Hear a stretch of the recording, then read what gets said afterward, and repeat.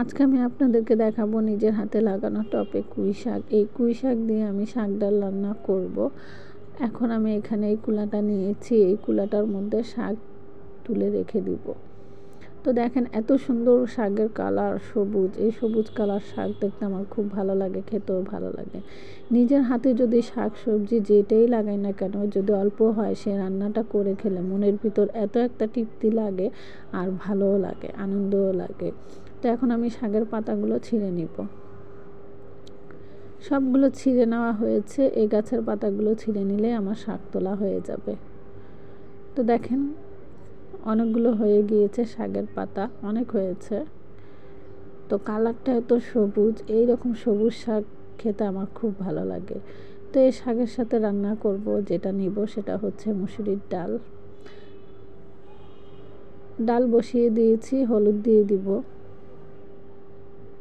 মরিচের গুঁড়ি দিয়ে দিব, স্বাদ মতো লবণ দিয়ে দিব। ডাল হতে থাকুক, আমি শাকগুলোকে ধুয়ে নিব।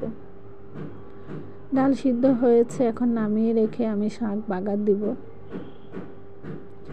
তো হাঁড়ি বসিয়ে দিলাম, এখানে দিয়ে দিয়েছি রসুন কুচি, পেঁয়াজ কুচি, কাঁচামরিচ আর সরষের তেল দিয়ে বাগার দিব। তো শাকগুলোকে আমি ঢেলে দিলাম।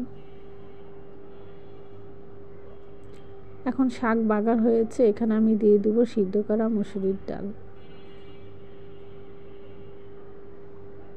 এভাবে শাক ডাল রান্না করে খেলে খুবই ভালো লাগে, স্বাদ লাগে। আপনারা রান্না করে খেয়ে দেখবেন। এখন আমি নেড়ে চেড়ে দিলাম, দিয়ে দিব ভাজা জিরের গুঁড়ো।